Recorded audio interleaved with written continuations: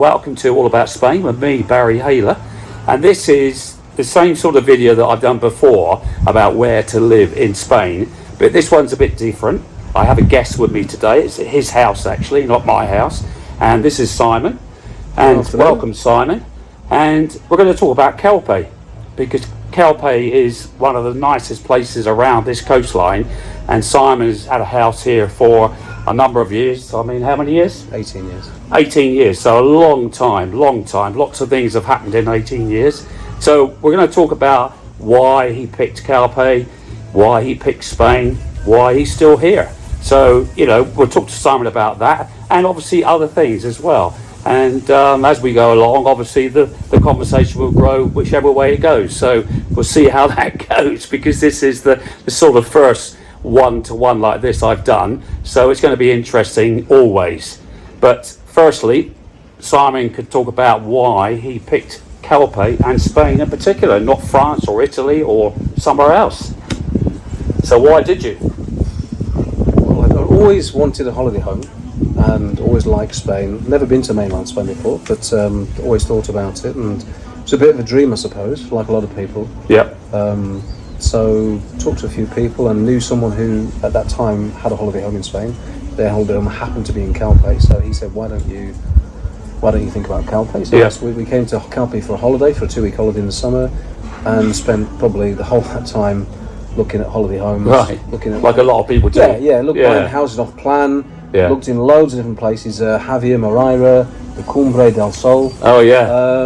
Lots of hills around there. And decided in the end to buy a house in Calpe, and saw a house I really liked, paid a deposit while I was here, and that was 18 years ago. Yeah. And we've still got the house now, so... Incredible, a long time. Yeah, there's been a lot of changes, I think, in that time, but it's... A lot of changes to Calpe, I think Calpe's changed considerably, and we've seen a lot of changes in Spain. Yeah. As an expat, of course, to Spain, obviously with Brexit, it's been. And how have you found this situation with Brexit actually coming here now? Because you're not resident, so you're only allowed 90 days. Yeah, of course. I mean, I think it changes your plans. In the past, you could, one time I spent 18 months here, but I couldn't do that now. No. You just couldn't do that now. Not in one go. Not without being a resident. No. So I think it changes your plans, definitely. And recently with COVID, it's been a really difficult time for homeowners in Spain. Yeah, of course. Because you couldn't come to your house for 2 years, so your garden's totally out of control. The pool's destroyed. Which is what the problem you've had here as well. We've had loads. Come back. We've come back. We've got a garden that needs a lot of maintenance. Yeah. A pool that's taken a long time to get looking half decent. Yeah. So it's been difficult, and there's always the cost involved as well. Absolutely, yeah. So it's been difficult for everyone, but really, I think we're coming out of it now. I think so. Yeah, I think we're coming out of it. But I think I agree with you. The cost of maintaining a house is. I mean, I live in an apartment, so it's a lot easier to live in an apartment, than is a house, because you haven't got those external, I think repairs. If anybody's looking to buy a property in Spain, and certainly if you're looking to buy a villa, a detached villa with a garden, with a pool, you've got to consider the costs. Yeah. Because it's very, very expensive. Yeah. And even just because of the heat of the sun, the paintwork on the houses fades, it's all to do with that, isn't it? Everything fades here. Furniture, a lot of furniture fades, The sun destroys it. Yeah, and if you've got plastic seating especially, I've seen those sort of go whoomp like that, and people end up on the ground. So that's something else when you're buying furniture. Even like having a pool, you don't factor in the cost of the cleaning of the pool the filtering of the pool. You just think about enjoying it. Yeah, it's nice, but for those 2 or 3 weeks of the year, or however many weeks of the year is it? Yeah, do you really it's want to be expensive. Spending €1,000 plus? So would you say having a holiday home, you would think it'd be better to come more than just 2 or 3 weeks a year? I think if you're renting it out, then 2 or 3 weeks of the year, or a couple of times a year, is justified. But if you're not renting your property out, you've got to use it more than a few weeks of the year to get your value for money. Otherwise, it's especially now, because obviously property prices are more expensive than when you bought. 18 years ago, for sure. Of course, yeah. I mean, the euro is at 1.5 something, 1.6 euros to the pound. Now we're almost 1 for 1. So it's bad news. Great if you're selling in Spain and going back to the UK, plus taking your money back to the UK, but not great if you're coming to. I think a lot of people have gone back to the UK as well. I mean, I'll give you an example. When we first bought our house here, all of our neighbours were They weren't all British, but we had a couple of British neighbours, but they were all people living here. Mm-hmm. Now, all of those properties have been sold and they're all holiday homes. And they're all rented out through Interhome, through Different companies. Alhambra. Yeah. You know, they're rented out, and there's French, there's British, there's Belgian, there's all nationalities come into these holiday homes. Yeah. So that's just us in one particular one area. small urbanisation in Calpe. Yeah. I think that's true, and I know a lot of British people have gone back because of Brexit, you know, and they haven't got residential here, and it's very expensive now. I think most of us who bought a holiday home, residential wouldn't work for you. No. You know, if you live most of the time in your domicile in the UK, to have residency in Spain, certainly doesn't work. And if you've got a decent pension, or you've got a decent income to pay your taxes in Spain when you're working and paying taxes in the UK, it just doesn't work. But also you're on a different level age-wise as well, whereas I'm a pensioner of 71, you're 50, you know, and obviously a lot younger, you've got a lot of years to go yet. Yeah, but I think even older people, you know, the chap who I know who has a property in Calpe, he's still resident in the UK. He's had a house in Spain for 20-something years. Yeah. And he's lived in Spain previously permanently, but now he does his 90 days on, 90 days off. Yeah. Because he's not.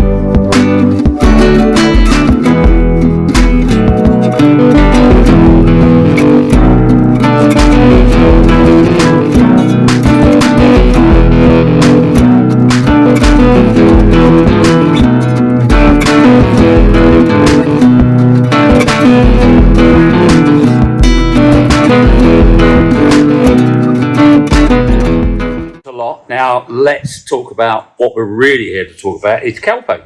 You know, we need to know what's changed in 18 years in Calpe, or has nothing changed in Calpe? So Simon, you tell us what you think.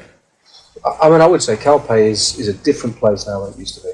18 years ago, it was a really nice place to visit for a holiday. Some nice restaurants, some good facilities, but now there's just no comparison. I mean, the choice when it comes to food is incredible. There's so many different restaurants. There's so many nice shops, lots of nice clothes shops, boutiques. There's loads more supermarkets. Yeah. It's just a totally different place. And when you say about restaurants, do you mean that there's like Chinese, Indian, there Thai, was or whatever? There was always Chinese restaurants. okay. There's always Indian restaurants, but I'm saying there's a lot more sort of gastro restaurants, which offer a bit more, something a bit more upmarket, if you like, but not at extortionate prices. So I think the prices are still reasonable. Yeah. And obviously some places are better value for money than others. If you go to a restaurant right on the beachfront, Of course. you're going to be paying a lot more than you might if you go to one that's 2 or 3 Because streets back. they're paying more for rent anyway. I guess so, and I think that if you in the summertime, those places are just mobbed by the holidaymakers, aren't they? If you're someone who's spends more time in Calpe and you get to know some of the other places that maybe the holidaymakers don't find, those are probably the better restaurants. Yeah. Maybe back from the beach. Maybe. Yeah, and I think like everyone, you find your favourites. Yeah, of course. Yeah. And there's places we go to every time we come. Yeah. And they're always good. Yeah. So there's probably 90% of the restaurants in Calpe I've never stepped foot in. And probably never will. Because But how many are there? I mean, that's the thing, isn't it? I couldn't even tell you. No. But I mean, yesterday, for example, I was looking on TripAdvisor, just out of interest, and believe it or not, the top 4 restaurants on TripAdvisor are all Indian restaurants. Indian? Yeah. I know Indian food here is very popular. Yes, Very popular. We go to a little Indian restaurant on one of the side streets, and it's fantastic. And It's always the same. Have the prices like going there? Are they gone up much? I in the restaurant we go to there, that is very, very reasonable, and it hasn't gone up much in the last few years. No. But then you go to other restaurants and you think 2 plates of pie are €30. Yeah. You know, it's an expensive lunch. Yeah. A couple of drinks and some pan and aioli, you're talking €55. It's a lot of money. But you know, you still can get menu d'aldias at 10 or 12 or 13 euros, can't you? Yes, you can. Yeah. You know, it depends what you want. It's everything is the same, isn't it? It's what level you want to be at, really. Yeah. You know. Yeah, but I mean, people who are obviously thinking about Calpe, they're doing a bit of research.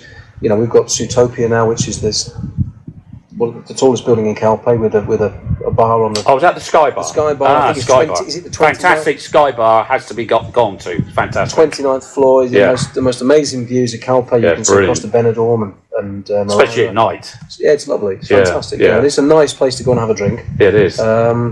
But we've got some other really nice hotels as well.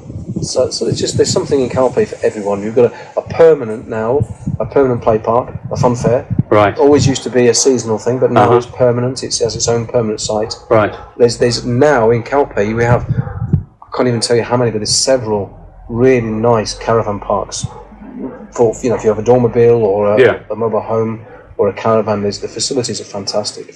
There never used to be those facilities in Calpe. 20 years ago there wasn't. No. But now, if you're someone who there are a lot of people that do that. Yeah. A lot of I'm sure there are seasonal pitches available. Yeah.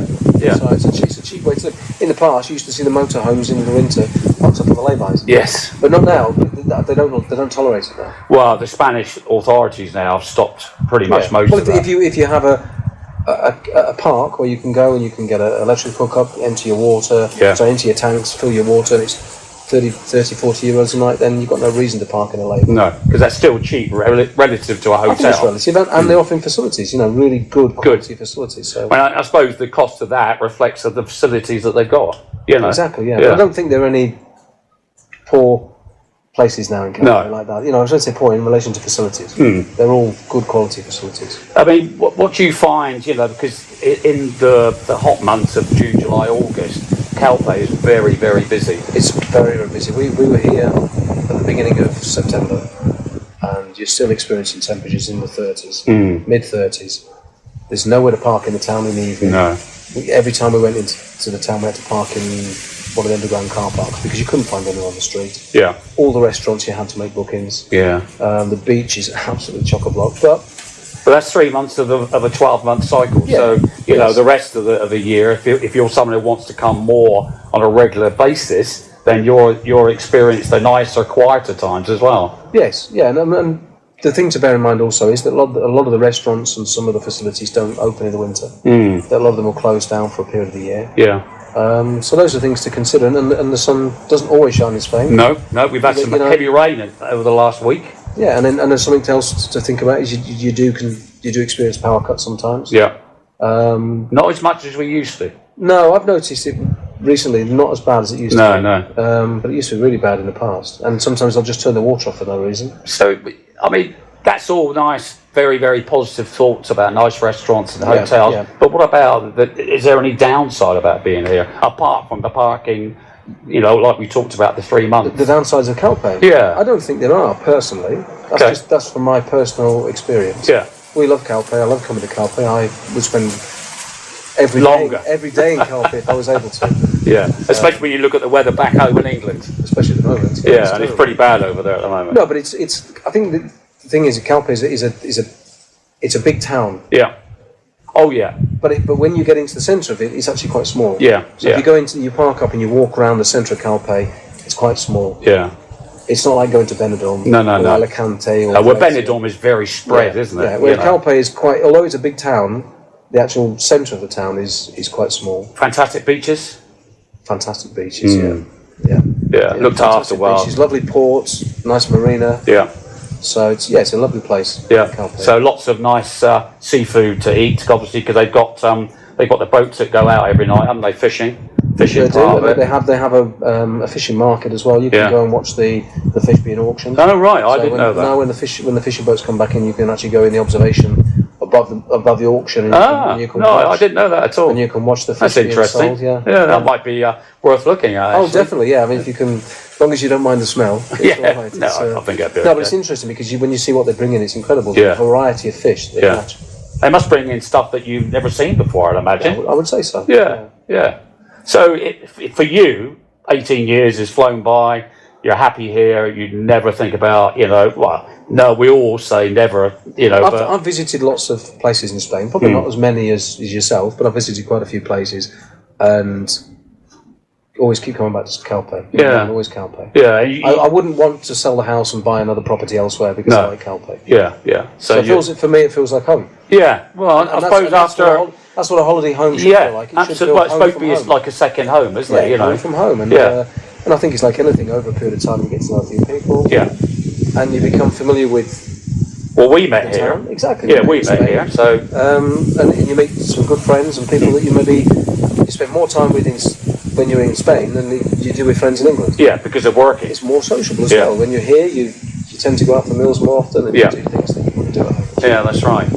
Well, that's a good view of Calpe, I think, and this video is a little bit different to the other ones about where to live in Spain, but further down the road I will do one about Calpe, about property prices and schools, but this one, Simon's here at the moment, so I want to grab him so we could really go through what he thought after being someone that's been here for a long time. So I hope you've enjoyed that. I'd like to thank Simon. You're very welcome. And, we'll see you soon, and let's enjoy the video. Ciao.